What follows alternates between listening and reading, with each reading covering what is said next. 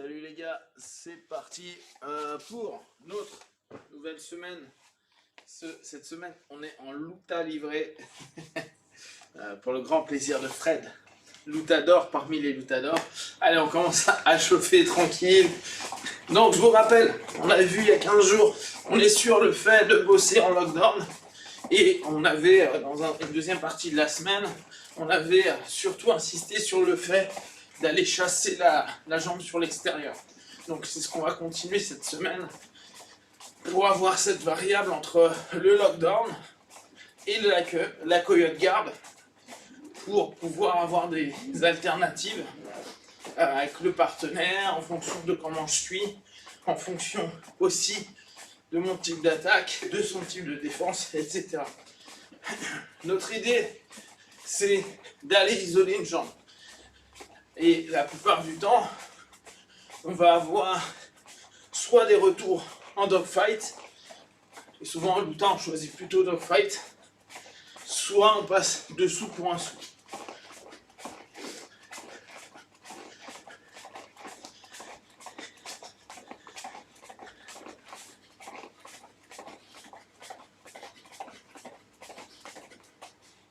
Allez, on tourne un petit peu.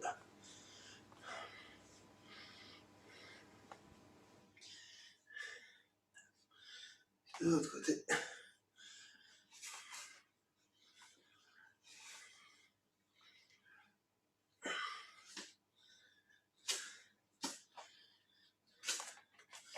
On se pose au sol. Alors on pense sur toutes les dynamiques qui sont liées au lockdown, de bien le mettre du bon côté, sinon ça fait craquer le genou. Ce qui n'est pas forcément une bonne chose.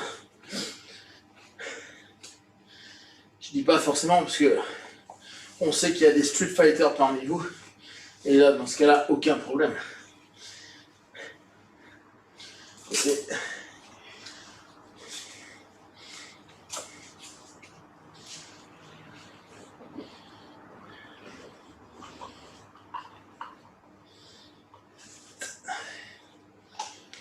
Ok, là, ce qu'on va faire, juste notre idée.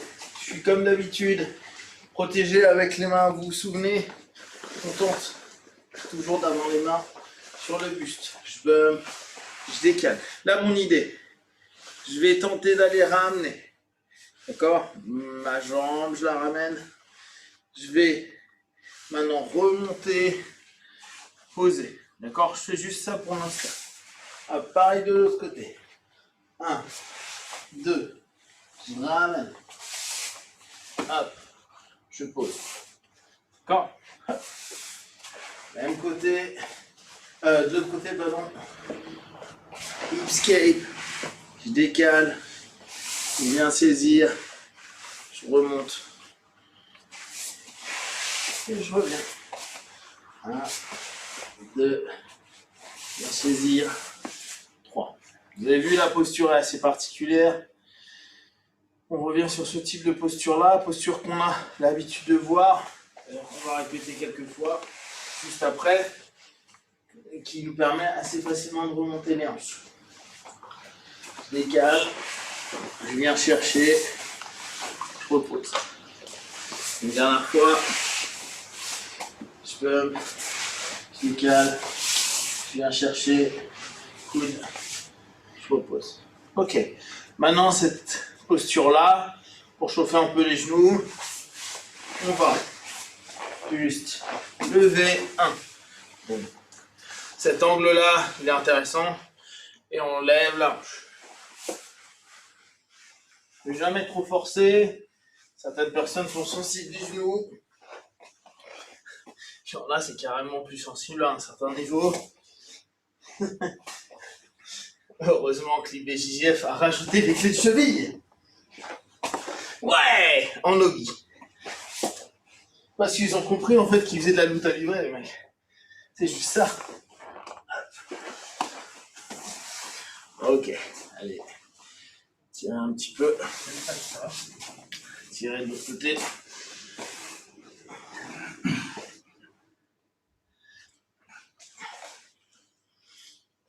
Ok, Allez, on va passer sur notre lutte. Donc, on continue. Comme d'habitude, on pense. Nous, on rentre en contact en premier, d'accord? C'est plus au niveau pédagogique, mais ça nous permet d'être assez propre. On reprend ce qu'on avait vu. Je tente d'aller là. La plupart du temps, lui, il ne se laissera pas faire, d'accord? Je l'amène et je vais partir côté pour reprendre. Je lève ma jambe. Après, je ferai tomber, d'accord? Donc, on reprend ce qu'on avait déjà fait les semaines précédentes. Je suis en contact. Je viens pour faire un front deadlock, sauf que la plupart du temps, il ne va pas se laisser descendre. Donc, il relève. Moi, je step. Je vais passer, soit en prendre une, soit en prendre deux, d'accord? Mon idée sera d'arriver à 90, donc je suis là, boum, ça marche pas. Step, tourner. Donc là, vous voyez bien que au départ, je peux être à genoux, on monte assez vite pour pouvoir aller travailler mon partenaire. Je prends un, dès qu'il y a une réaction, c'est le moment où je descends. Je step, je vais penser à venir tourner. N'hésitez pas, votre main bien intérieure, d'accord? Donc ici, après, on repense, tiens, tourne par là. On repense ça, pour que ce soit le plus simple. On met sous le genou, vers le bas, tête plutôt intérieure, pour permettre de tomber avec notre partenaire. D'accord? Donc, on est toujours sur notre idée de nous dire, je bouge tranquillement, contact, action, action, step, step, je tourne, je reviens, je décale, on monte. On est sur la recherche de changement de niveau. Donc, Fred va le faire un petit peu, on va le faire chacun notre tour.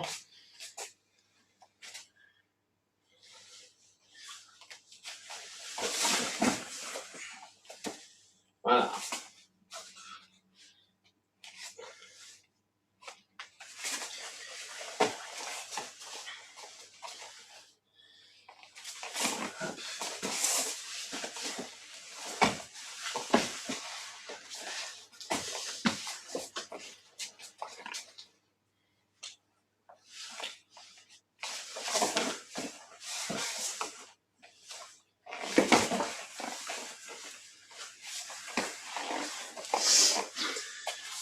Ce qui est toujours intéressant, c'est de se dire, bon là j'attaque de ce côté, mais je pourrais très bien me dire, ça marche pas là, je vais ici. Pourquoi j'y vais pas? Parce que pour l'instant, lui, enfin, moi je suis déjà pas sur le bon appui, ça va vraiment dépendre de ma garde.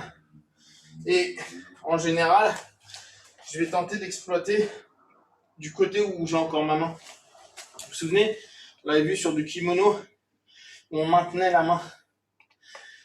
Donc là, vu que je vais lui faire une action-réaction qui ne marche pas, je peux garder dans un premier temps cette main-là pour après revenir bas, switcher, genou, remonter.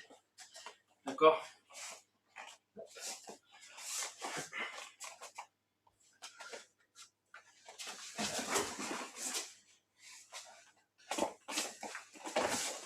Voilà.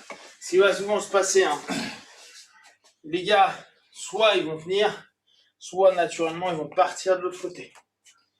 D'accord, je suis ici, je contacte, je passe. Bon, voilà. Là ils viennent, et souvent ils veulent sortir. Donc on va chercher là, à ce moment-là. Souvent ce maintien-là est compliqué, ou tout simplement, hop, je remonte. Je vais chercher à remonter le partenaire. Là il va revenir face à moi la plupart du temps, et on revient vers ce qu'on connaît. J'externe, je pars à l'extérieur. D'accord? Comme en lutte universitaire. L'intérêt ici, c'est pas de garder qu'avec la main, c'est de venir revenir très haut. D'accord? Encore pas un partenaire très souple. Ah bah, le partenaire très souple. Ce qui est intéressant, c'est qu'en lutte universitaire, quand les mecs sont pas souples, ils montent à fond la jambe. Ok, je dois te le faire. Hein. Salaud comme il est.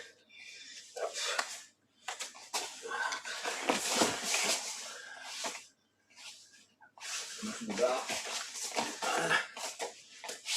Voilà. Alors bien sûr, certains pourraient dire, mais il faut prendre un juji à la volée. Non.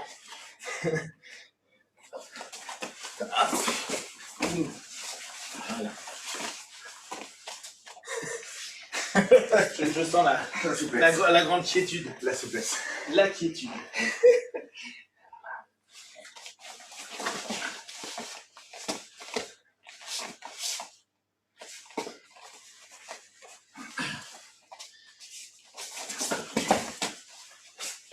Attends, moi je suis plus facilement allé prendre la deuxième. Aussi.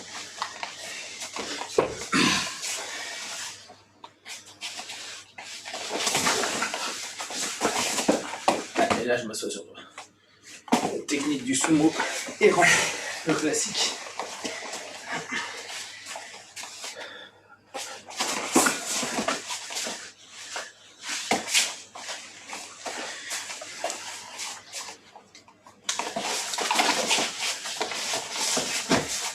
Voilà.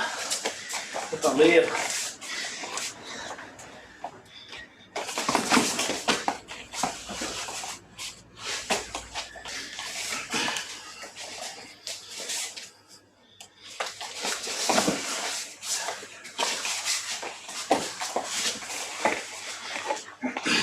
À savoir, quand il y a un chausson, une chaussure, c'est plus dur de partir. Donc nous, ça nous arrange. Mais bon, quand vous faites avec un vrai lutteur, il partira.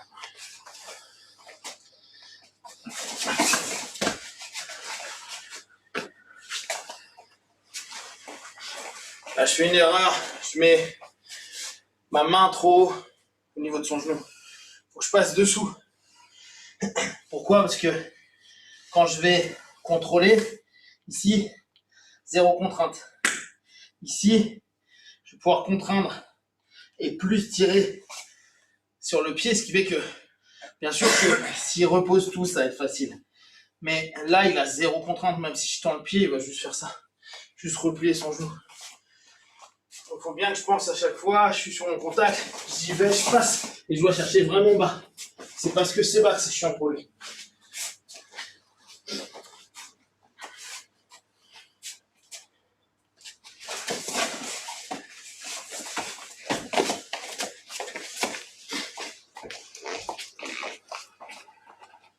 Donc, ce qui nous intéresse, c'est pas forcément cette forme-là. Ce qui nous intéresse, c'est pouvoir nous dire, je suis en contact, je peux descendre sur mes appuis, faire un step ou pas, et exploiter cette main. Cette main, on l'exploite sur les échauffements quand on fait le gorille, où on a vraiment cet intérêt-là. Je peux être ici, commencer à descendre, et parce que j'ai cette main-là, je peux tourner davantage. D'accord? Donc ne pas hésiter à, pendant une confrontation, descendre, exploiter cette main au sol. D'accord? Hop, je peux être là, je peux me sentir. Hop, là. Ce qui m'intéresse, c'est ce mouvement-là. Qu'on ait l'habitude. Nous, parfois, on est trop sur une descente simple au niveau des genoux, au niveau des jambes. Et on va galérer. Là, ce qui est cool, c'est que ça nous cherche constamment à être sur des phases. Ah, je suis en train de lutter, c'est une galère. Je tente de passer d'un côté de l'autre. Ça marche pas, je pourrais partir de l'autre côté. Cette notion-là, elle est plus liée à de la lutte universitaire qu'à de la lutte olympique ou de la lutte libre. Et nous, elle nous intéresse davantage parce qu'elle est censée par rapport à notre jujitsu, ou éventuellement si je vois que je passe là, c'est la merde, je peux très bien aller m'asseoir parce que je sens que je suis pas capable de lutter avec mon partenaire. Donc on reprend, hop, là ça va être vraiment à notre choix et en fonction du partenaire. J'irai plus facilement de ce côté-là parce que c'est sa jambe devant, donc je vais assez facilement me décaler ici parce que sa jambe est devant. Si c'était l'autre jambe qui était devant, j'irais plus facilement travailler de ce côté-là. D'accord? Maintenant, c'est un choix. Vous pouvez très bien partir d'un côté, partir de l'autre. Partir sur des low singles, c'est-à-dire aller chercher très bas avec votre tête, vos épaules au niveau de la cheville, interne ou externe. Ou carrément du low single en reprise, c'est-à-dire je vais le pousser là et l'emmener par ici. D'accord? Le relever. C'est pas important, l'idée étant juste changement de niveau et avec ma cale au sol, partir d'un côté et de l'autre. Vas-y.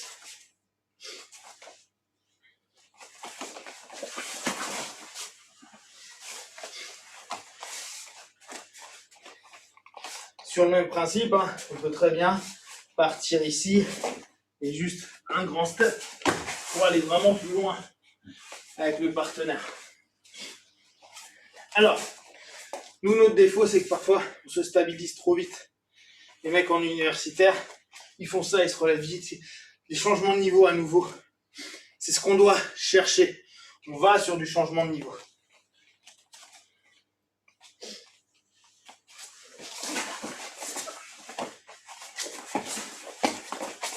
Exactement. Ça, c'est un jeu qu'on va devoir faire. Je suis là. Hop, je suis là, le mec commence à partir. Bon, là, ici, je suis bien. Et toi, là, je peux partir là. Tant que toi, t'es pas sur un sprawl et vu que je suis sur le côté, tu ne sprawleras pas, je suis pas en danger. Là, on arrive sur une lutte au sol qui a plus de sens pour notre jiu-jitsu et notre luta que la lutte pure où on a des distances et des cheminements qui ne sont pas les mêmes.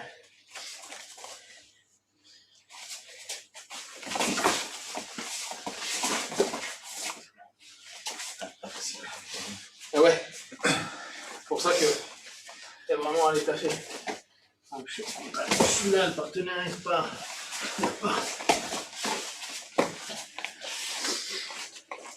Et après, il faut qu'on se relève.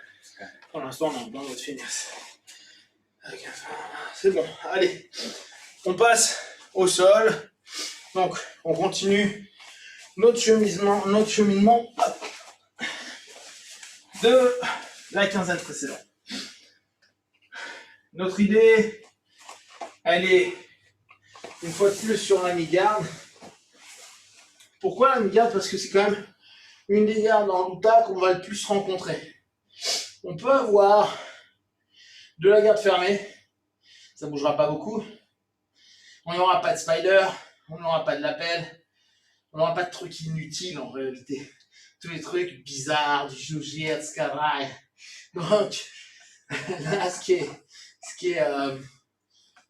est logique, c'est qu'on doit quand même avoir du contrôle. Donc, on a souvent mi-garde, demi-butterfly, comme on fait en jujitsu. 50-50 qu'on retrouve pas mal. Après, tout ce qui est travaux avec les bras, il y en a qui arrivent avec des longues jambes et un grip, je pense, de taré, mais c'est assez rare. Il n'y a pas grand-chose. Hein. D'où le fait que un des cheminements les plus cohérents dans la forme Luta, c'est d'être en Miga. Forme Luta ou Jujutsu no Gi, qui reprend les règles de la Luta livrée maintenant, hein, je tiens à le préciser une nouvelle fois. Allez, donc, on est ici, on est là, ça ils ne peuvent pas comprendre, il n'y a que ceux qui font une BGF qui peuvent faire. On est ici, vous n'oubliez pas, quoi vous pensez, votre jambe intérieure n'est pas morte. On a cette idée, en général, je vais aller chasser, d'accord? Donc, je décale un peu, c'est ce qu'on faisait à l'échauffement, je décale un peu, je vais chasser. Là, hop. Ce qui va nous intéresser, c'est à partir de là. Là, du lambe, je pars plutôt en coyote. Là, s'il lève complètement en dos, bien sûr. Mais dans cette notion-là, je vais chasser et en fonction de sa réaction. S'il part sur l'extérieur, comme il a été ici, non, on revient, hop. Je suis ici, je vais le chasser. Alors vous avez vu, moi je pousse avec mon pied à l'intérieur pour avoir un petit peu d'espace. En fonction, soit il revient sur moi en mode énervé, et dans ce cas-là, je vais plutôt passer sur une notion de lockdown à ce moment-là, d'accord? Soit il a l'autre version. Donc, je suis redressé un peu. Je suis ici et il part de l'autre côté. Alors si ça me doit, je continue. Mais il part plutôt vers ce que tu as commencé à faire tout à l'heure. Voilà. Là, je ne vais pas partir sur du lockdown, je vais plutôt partir sur la coyote. D'accord? Donc, quand je pars sur la coyote, je vais vraiment prendre et remonter directement. Je crée une contrainte à la jambe de mon partenaire. Donc, hop. Pour l'instant, aujourd'hui, on fait juste de la coyote. Demain ou après-demain, on fera lockdown. L'idée est d'aller comprendre que quand on chasse, en fonction de sa réaction, j'ai un 0, un 1. Extérieur, lockdown. Extérieur, pardon. Coyote. Le gars revient sur moi, lockdown. Comme ça, de toute façon, il n'a pas 15 000 possibilités de se barrer. Vous avez vu quand on a voulu faire un reverse, il y a peu de chances que ça fonctionne parce que, à l'inverse de ce qu'on a l'habitude avec une chasse de garde à l'intérieur ou de mi-garde à l'intérieur, là, le fait que je remette ce que je vous montrais tout à l'heure à l'échauffement, ce type de posture de jambe, s'il vient de ce côté-là, il va lui-même se mettre dans un angle à la con. Je suis pas sur une mi-garde comme ça. Je suis pas sur ce qu'on travaillait la semaine dernière avec tout le travail de demi-papillon. C'est pas relevé, c'est-à-dire que s'il reverse là, bien sûr, il va y avoir toujours ma mi-garde à l'intérieur, mais ça va être moins facile parce que je vais être vraiment en train de tirer. Encore, on va reprendre avec cet angle-là pour que vous puissiez voir. Quand je suis ici, là, moi, je tire. Donc là, si je veux partir de ce côté-là, c'est assez contre-intuitif dans l'absolu. Parce que je suis posé. Donc ici, là, à la limite, j'exagère, ça n'arrivera jamais comme ça, mais ça serait délicat pour lui. Pareil, ça serait dur d'aller prendre une barre à ce moment-là. Donc les genoux. Pourquoi? Parce que je n'ai pas, mon genou il est vers le bas. Là je vais cool parce que je sais que les genoux de Fred ils sont un peu sensibles. Mais dans la réalité, moi quand on l'avait on l'avait revu il y a 4 ans ou 5 ans, quand il y avait le pote de Eric qui était passé de la GF, où il le faisait et lui tirait complètement. C'est-à-dire qu'on est vraiment dans une laquelle des deux genoux t'as moins mal? Tu se montres pour les deux. Ça. Les deux. Alors, on va juste montrer un tout petit peu plus long, c'est juste pour montrer un peu. Je peux pas faire mal. Là, on prend vraiment et à la base, je vais super loin. Ce qui fait que là, il y a une vraie gêne. Et vu que je suis là, ça fonctionne. Mais n'oubliez pas, hein, je vais être là. En fait, je le contrains complètement. Et c'est d'ici, là, s'il part de ce côté-là, bah, pour les gens qui aiment prendre le dos, ils sont quand même super bien placés. Hein. D'accord? Donc, cette notion, elle est hyper intéressante. Cette chasse est hyper intéressante. Et elle permet vraiment de mettre à main notre partenaire. Donc on voit que ce côté-là, il ne peut pas y aller. Très bien. Maintenant, je suis ici. Voilà, il pourrait la lever. Donc, relever, moi, ça me va aussi. Pourquoi? Parce que je vais m'insérer justement où il s'est relevé. Donc ça, c'est plutôt cool pour moi. Ok. Parfois, il y en a qui veulent sortir par là, mais ça va dépendre complètement de comment j'ai pris ma prise. Si mon genou, il est au sol, là, je suis redescendu parce que je voulais aller ici, et pensez bien au départ. Hop, vas-y, un peu. En général, comme on a vu la semaine dernière, on s'est remis sur le coude, on est là, et je pose mon genou au sol. Là, enlever son genou pour le sortir, je ne crois pas. Non, c'est pas jouable. D'accord? Donc, on est vraiment sur une posture qui est sympa pour moi. Par contre, s'il se dit, oh, il m'emmerde avec ça, qu'il utilise ce bras-là pour me faire un cross-face. Non, cross. Voilà, ici. Alors, soit vous pouvez maintenir ici, soit vous pouvez carrément vous dire, bon, bah, je vais changer de stratégie, et là, je pars sur mon lockdown. Ce qui est plutôt cool pour moi. Je le mets dans un coyote pour arriver à mon lockdown. Donc on va laisser Fred le faire un peu. Comme ça, je vous donne plus de détails. Hop. Je suis ici. Underhook. Alors, voilà. Parfois, c'est un peu galère. Moi, vas-y, ressens un petit peu ça. Parfois, c'est un peu galère, vous avez vu, parce que le mec ramène complètement. Tu peux utiliser, exactement, tu pousses, tu ramènes. Super. Là, pas heureux, d'accord? Souvent, je vais tenter de partir par là. Donc là, on revient sur ce qu'on disait tout à l'heure. On verra tous les dogfights, tout ça, mais vous connaissez déjà.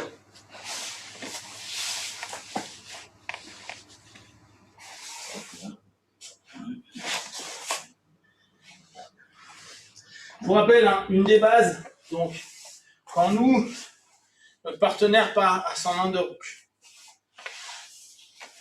c'est un bon underhook, ça va être dur pour moi de revenir. Donc, je prends un overhook. Mon overhook, il doit être fort, hein, il doit un peu le contraindre.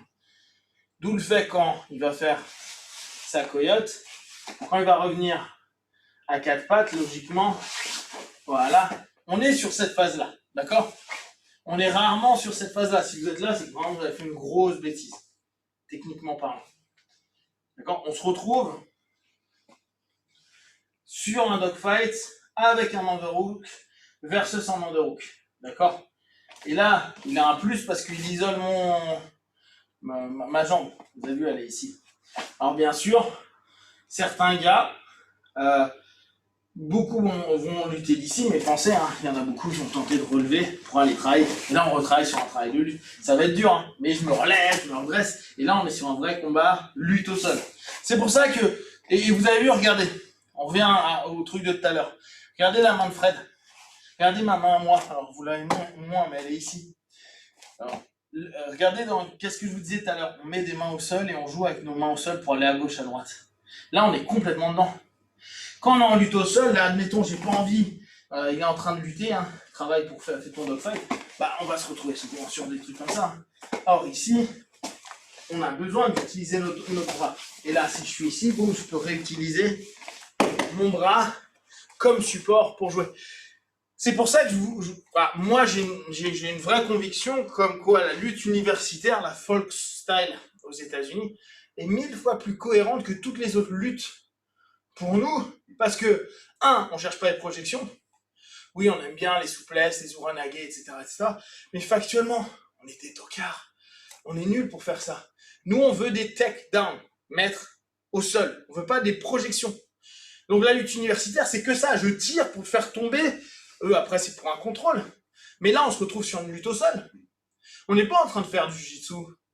On est en train de faire vraiment la notion de lutte à livre et la catch wrestling, si on reprend la notion qui nous ramènerait plus à la lutte. Et on est vraiment là-dessus. C'est-à-dire que au moment où je vais être là, boum, je suis revenu, boum, on est là. Et là, tu vas faire quoi exactement? Et moi, je vais souvent faire ça. Hop, je redescends. On est vraiment sur de la lutte. Et ce qui est amusant, c'est que le système de Bravo, mais ce qui est cohérent, parce qu'il n'y a pas de grip de Kim, bah, au bout du compte, ça ressemble énormément à du catch wrestling, à de la luta, à du nogi mais nugi, on est obligé d'assimiler au jiu-jitsu. Et au grappling. Alors, on pourrait même dire au grappling à l'ancienne. Submission wrestling, etc. Et ce qui est cohérent, parce que on a énormément instinctivement de phases de lutte. Un mec qui reviendrait sur un modèle plus jiu-jitsu, genre je repasse à l'intérieur, je refais mes trucs, bah, c'est assez rare. Et regardez, c'est Lechi, je crois, qui a créé Coyote Guard. Les mecs, ils s'amusent pas à faire jiu-jitsu avec lui. Hein. Ils se relèvent, ils luttent. Et ce qui est cohérent, et pareil, donc ça c'est sur Coyote, mais la même chose sur le Tense Planet, les mecs de chez Eddie Bravo, on peut pas dire qu'ils font pas, parce qu'ils sont beaucoup en dessous du jiu-jitsu en tant que tel, mais ces phases en lockdown et avec les dogfights, et ils en font beaucoup, c'est très lutte. À savoir que Eddie Bravo, de mémoire, hein, il avait fait le lockdown, donc le lockdown on le retrouve en lutte et en judo, et il l'avait fait à l'époque parce qu'il trouvait que c'était hyper efficace en lutte. Donc ça vient quand même d'un état d'esprit lutte, le lockdown. Pas d'un état d'esprit jiu-jitsu, même si on l'a dans notre judo. Donc ça, c'est intéressant à prendre en compte. D'accord? Donc, pour aujourd'hui, on va s'arrêter là. On continuera, nous on va driller tranquillement. Donc je vous rappelle, hein, t'es là demain toi? 50-50. Jeudi, c'est sûr. Jeudi sûr. Donc bien sûr, vu que vous êtes 0 à me regarder en live, je pense que ça va pas vous manquer forcément. De toute façon, jeudi sûr, peut-être demain. On continue cette série-là. Donc vous pensez bien, vous le connaissez déjà pour ceux qui viennent. Lockdown et Coyote. Là, ce qui m'intéresse, c'est qu'on évolue notre jeu. Vous avez déjà vu Lockdown sur les 2-3 dernières années. Vous avez déjà vu Coyote, idem, sur les 2-3 dernières années. Là, ce qu'on s'amuse à faire, c'est à structurer pour commencer à avoir un jeu stratégique. Le 0-1 que je vous embête tout le temps avec, vous avez tout le temps une dynamique qui part sur une réponse, ne serait-ce que binaire à un moment donné, par rapport à une problématique. Il se défend là, boum, je peux me remettre sur le dos, lockdown. Il part sur le côté, je pars plutôt en coyote, ça sera plus simple pour moi. Voilà, et n'hésitez pas, si vous avez des questions, vous me les envoyez, comme ça j'en parle le lendemain. Prenez soin de vous les gars. Ouss.